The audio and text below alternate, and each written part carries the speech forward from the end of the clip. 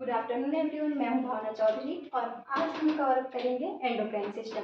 तो आइए देखते हैं एंडोक्राइन सिस्टम में आपको पढ़ना क्या क्या होता है। ठीक है, एंडोक्राइन सिस्टम जैसे बॉडी में और भी सिस्टम होते हैं, डाइजेस्टिव सिस्टम, रेस्पिरेटरी सिस्टम या सर्कुलेटरी सिस्टम, है ना।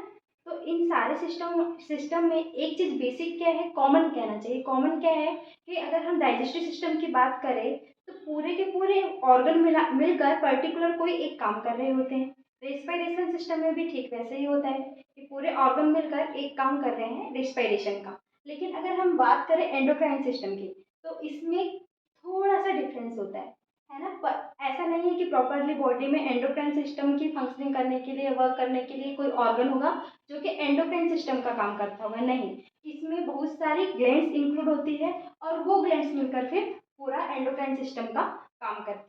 तो आज हमको वही देखना है कि एंडोक्राइन सिस्टम में एक्चुअली क्या क्या पढ़ा जाता है, क्या क्या एंडोक्राइन सिस्टम में हम कवर अप करते हैं। तो देखते हैं एंडोक्राइन सिस्टम। क्राइन का मीनिंग ही होता है ग्लैंड।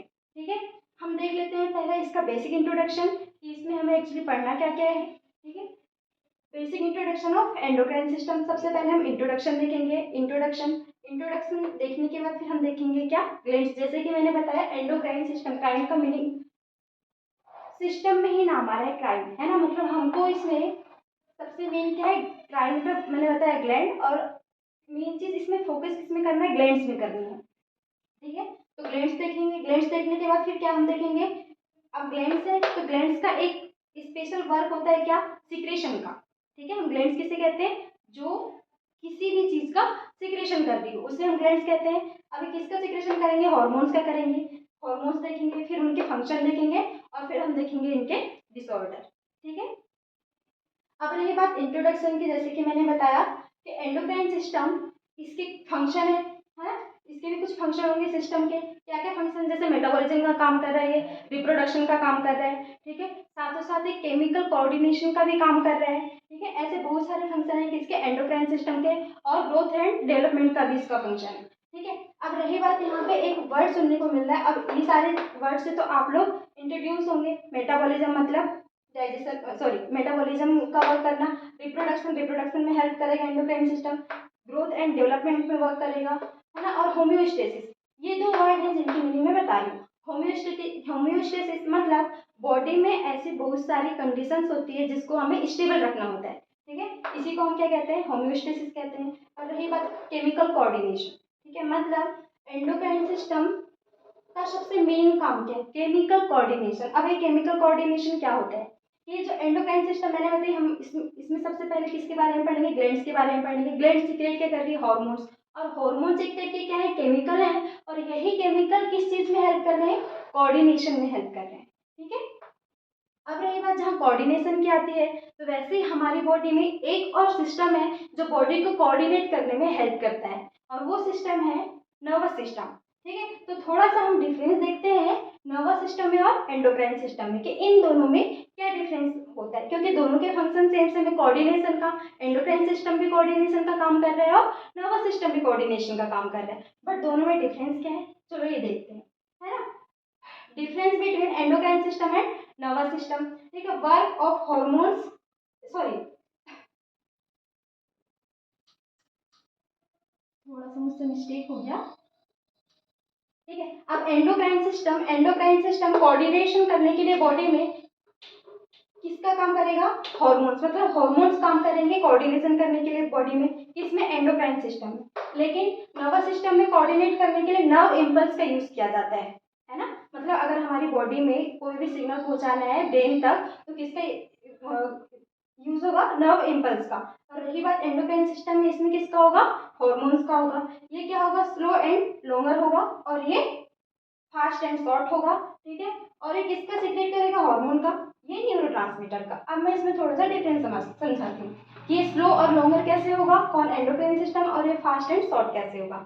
ठीक है, पहली बात तो सीधी सी, दोनों में बेसिक डिफरेंस क्या है कि एंडोक्राइन सिस्टम किसका सीक्रेशन कर रहा है, हार्मोन्स का कर रहा है। क्यों कर रहा है, क्योंकि एंडोक्राइन वर्ड में ही आ रहा है क्राइन वर्ड। क्राइन का मतलब होता है ग्लैंड। ग्लैंड मतलब जो किसी चीज का सीक्रेशन कर रहा हो। तो ये जो ग्लैंड से किसका सीक्रेशन कर रही है, हार्मोन्स का सीक्रेशन कर रही है। तो एक बेसिक डिफरेंस इसमें समझ आया।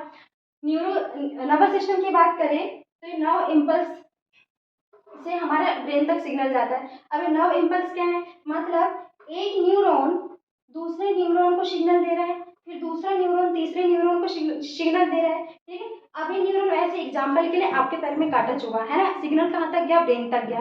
तो ऐसे ही वो सिग्नल जो पैर में कांटा चुभने का एक न्यूरॉन से दूसरे न्यूरॉन में, दूसरे से तीसरे में, ऐसे करते करते कहाँ तक गया, हमारे ब्रेन तक गया और एक सिग्नल आया कि जहाँ पे कांटा है वहां से पैर हटाओ आप, ठीक है। तो यही सिग्नल किस फॉर्म में गए, नर्व इम्पल्स के फॉर्म में गए, ठीक है। लेकिन कैसे गए, क्योंकि इस न्यूरॉन ने इस न्यूरॉन को मैसेज किया होगा क्या, हाँ बिल्कुल मैसेज किया होगा, किसके फॉर्म में, न्यूरोट्रांसमीटर के फॉर्म में। अब ये न्यूरोट्रांसमीटर क्या होता है, ये भी एक टाइप के केमिकल होते हैं, जैसे कि हार्मोन्स एक टाइप के केमिकल है ना। इनमें थोड़ा सा डिफरेंस क्या होता है, ये जो न्यूरोट्रांसमीटर होते हैं ये साइनेप्स में प्रेजेंट होते हैं, मतलब अगर फर्स्ट न्यूरॉन को दूसरे न्यूरॉन को अगर कोई मैसेज देना है, कोई इन्फॉर्मेशन देना है, तो किसके थ्रू देगा, न्यूरोट्रांसमीटर के थ्रू देगा, ठीक। जैसे यहाँ पे एंडोक्राइन सिस्टम में हो रहा था, ठीक है। अब ये ग्लैंड है, ये कोई हार्मोन सीक्रेट कर रही है, कहाँ पे करेगी, एंडोक्राइन, एंडोक्राइन ग्लैंड है, ठीक है। एग्जाम्पल के लिए कोई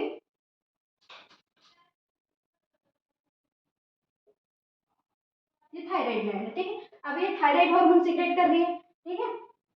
अब एंडोक्राइन ग्लैंड है, मतलब डक्टलेस होगी, इसके पास कोई डक्ट नहीं होगी, तो ये हार्मोन कहाँ सीक्रेट करेगी, ब्लड वेसल में सीक्रेट करेगी, ठीक है। और ब्लड के थ्रू फिर ये थायराइड हार्मोन को जहाँ पे फंक्शन करनी होगी अपनी, वो उस जगह में जाके अपना फंक्शन करेगा, ठीक। अब रही बात यहाँ पे, देखिए इस न्यूरॉन को सिग्नल देना है कि पैर में कांटा चुभा है, हमें वहां से पैर उठाना पड़ेगा, ठीक है। तो ये क्या सीक्रेट करेगा, न्यूरोट्रांसमीटर सीक्रेट करेगा, कहाँ करेगा, दो न्यूरॉन्स के बीच, है ना। ये दो न्यूरॉन्स के बीच का जो स्पेस है इसे साइनेप्स कहते हैं। यहाँ पे ये न्यूरोट्रांसमीटर क्या करेगा, अपना केमिकल छोड़ेगा, ठीक है। ये केमिकल कहाँ पे लगेंगे, ये दूसरे वाले न्यूरॉन के रिसेप्टर में लगेंगे, यहाँ पे रिसेप्टर्स लगे होते हैं, ठीक है। ऐसे न्यूरॉन्स में क्या लगे रहते हैं, रिसेप्टर्स लगे रहते हैं न्यूरोट्रांसमीटर के, यहाँ पे जाएगा और इसका सिग्नल फिर इसे दूसरे न्यूरॉन को पास करेगा कि भाई पैर में कांटा चुभा है, आप पैर हटाओ वहाँ से, ठीक है। ऐसे इन दोनों में शायद आपको थोड़ा सा डिफरेंस समझ आया होगा। अब ये डिफरेंस देखने के बाद हम बात करते हैं इसका बेसिक इंट्रोडक्शन, ठीक है। स्टडी ऑफ एंडोक्राइन सिस्टम, इसके अंदर study of endocrine system, endocrinology, ठीक है, एंडोक्राइनोलॉजी कहते हैं। अभी एंडोक्राइन सिस्टम किससे मिलकर बना है, क्राइन वर्ड आया था पहले, मतलब ग्लैंड से मिलकर बना होगा, ठीक है, ग्लैंड से मिलकर बना है। और ये ग्लैंड कैसी होगी, जो एंडोक्राइन सिस्टम के अंदर हम पढ़ेंगे डक्टलेस ग्लैंड होगी, ठीक है। और ये ग्लैंड किसका सिक्रेशन करेगी, ये एक केमिकल का सिक्रेशन करेगी जिसे हम क्या कहेंगे, हॉर्मोन्स कहेंगे, ठीक है।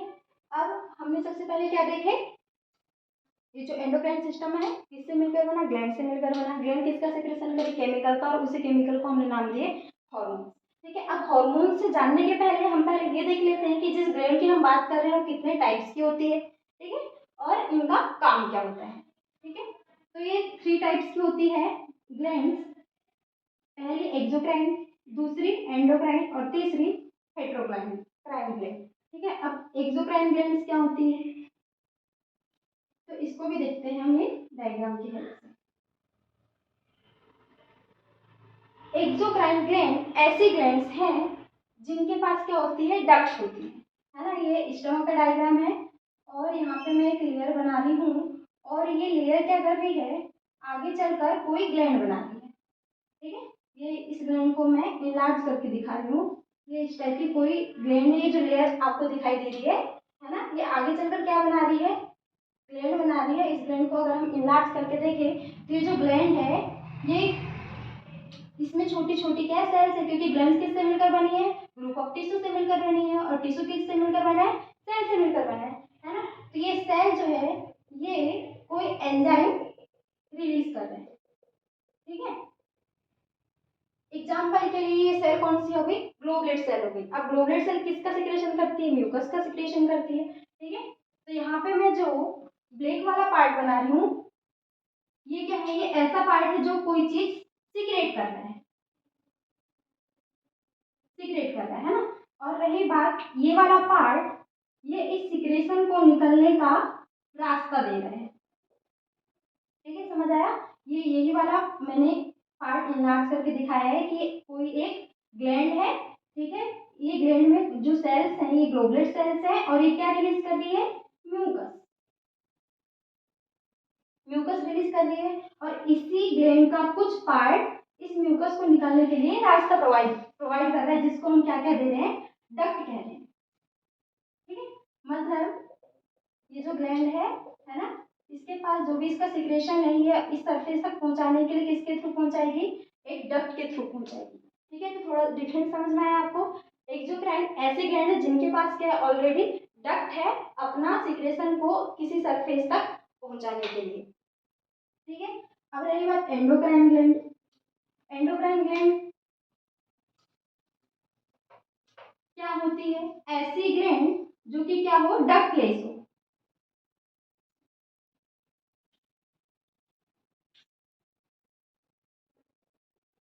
ठीक है। एग्जाम्पल के लिए मैंने ये बनाया थायराइड ग्लैंड, है ना। अब यहाँ पे क्या आई, आर्टरी आई। आर्टरी किस में कन्वर्ट होती है, कैपिलरीज में कन्वर्ट होती है।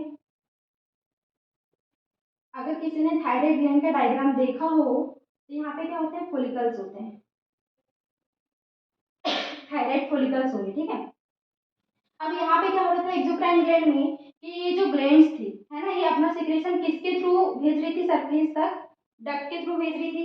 लेकिन यहाँ पे थायराइड ग्लैंड है, ये अपना जो थायराइड हार्मोन होगी ये कैसे पहुंचाएगी, क्यों, इसके पास तो डक्ट है ही नहीं, है ना। तो थायराइड ग्लैंड है, ग्लैंड है मतलब इसके पास बहुत सारी सेल्स होगी, और सेल्स होगी तो वहाँ पे क्या होगा, इंटेस्टियल फ्लूइड भी होगा, ठीक है। तो ये जो थायराइड ग्लैंड है ये थायराइड हार्मोन ब्लड तक किसके थ्रू पहुंचाएगी, ये इंटेस्टियल फ्लूइड के थ्रू पहुंचाएगी, ठीक है। और ये हार्मोन फिर ब्लड के थ्रू कहाँ पे जाएगा, पूरी बॉडी में सर्कुलेट होगा, ठीक है। तो थोड़ा सा इसमें डिफरेंस समझ आया एक्सोक्राइन ग्लैंड और एंडोक्राइन ग्लैंड में। एक्सोक्राइन ग्लैंड क्या है, ये अपना सिक्रेशन डक्ट के थ्रू किसी सरफेस में पहुंचा रही है, और ये अपना सिक्रेशन ब्लड के थ्रू बॉडी में सर्कुलेट कर रहे हैं, ठीक है। अब अगर रही बात इसकी एग्जाम्पल की बात करें तो इसकी एग्जाम्पल में क्या आ जाएगा, सलाइवा आ जाएंगे, एंजाइम्स आ जाएंगे, स्वेट आ जाएगा, है ना, और म्यूकस आ जाएगा। और एंडोक्राइन में क्या आ जाएंगे, हॉर्मोन्स आ जाएंगे, ठीक है। अब एक मैंने तीसरी ग्लैंड की थी हेट्रोक्राइन।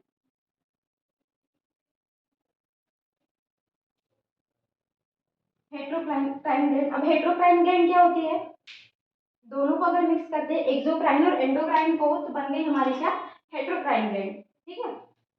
तो इसका एग्जांपल है पेनक्रियाज, ठीक है, क्योंकि पेनक्रियाज जो है एक्सोक्राइन का भी काम करता है और एंडोक्राइन का भी काम करता है, ठीक है। इसीलिए इसको क्या कहते हैं, पेनक्रियाज को हेट्रोक्राइन ग्लैंड, मतलब हेट्रोक्राइन ग्लैंड ऐसी ग्लैंड है जो एंडोक्राइन ग्लैंड की तरह भी काम करेगी और एक्सोक्राइन ग्लैंड की तरह भी काम करेगी। तो आज की वीडियो में हमने देखा बेसिक इंट्रोडक्शन, देखा डिफरेंस, देखा नर्वस सिस्टम में और एंडोक्राइन सिस्टम में, और देन फिर क्या देखा, ग्लैंड्स के टाइप देखे, जिसमें ग्लैंड्स के तीन टाइप देखे, एक्सोक्राइन ग्लैंड, एंडोक्राइन ग्लैंड और एक्सोक्राइन ग्लैंड।